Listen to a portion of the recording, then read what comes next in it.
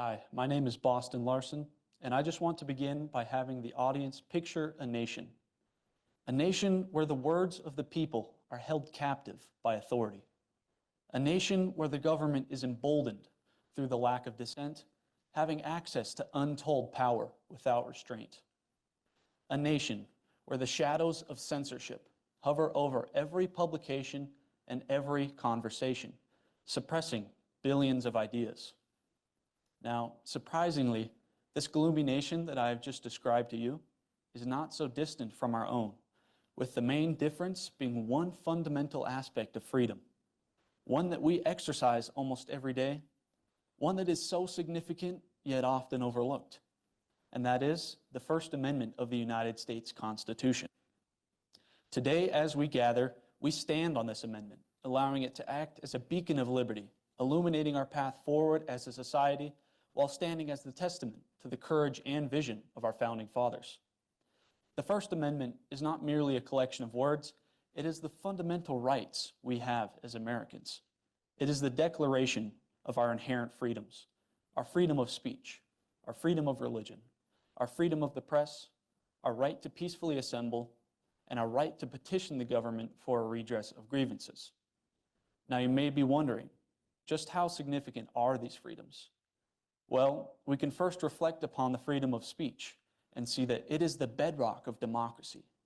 It is the very essence of our ability to speak for ourselves, to challenge the status quo, and to hold those in power accountable.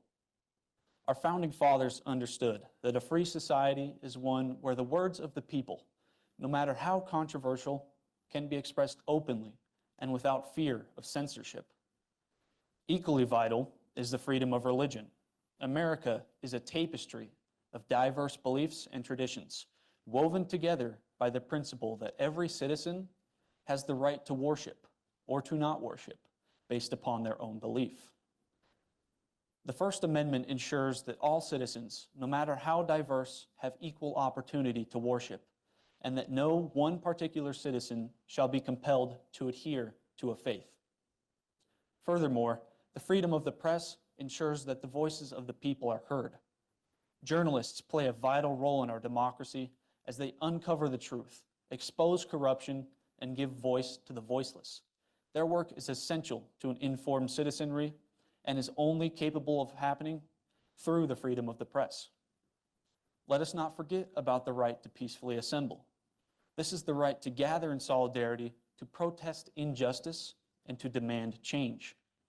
Throughout American history, citizens have exercised this right to bring about profound social and political transformation, with some examples including the Civil Rights Movement and the fight for women's suffrage, both of which brought about fundamental freedoms that we still use to this day.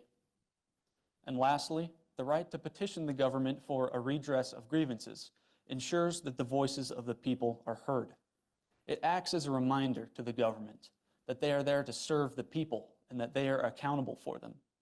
This ensures that the powerful words of the preamble, "We, the people," are practiced, heard, and promoted every day in America. Now, as we celebrate the First Amendment, let us reaffirm our commitments to upholding these fundamental freedoms, and let us defend them against all who would seek to undermine them, whether it be through censorship, intimidation, or suppression. Let us remember that our liberties were hard-won, and they must be vigilantly safeguarded for future generations. In conclusion, let us honor the legacies of those who came before us by practicing and exercising our rights responsibly and with respect for others. Let us defend and embrace the diversity of thoughts and belief that defines us as a nation, and let us never forget that, in the words of Justice Louis Brandeis, the greatest menace to freedom is an inert people. Thank you, and may God bless America.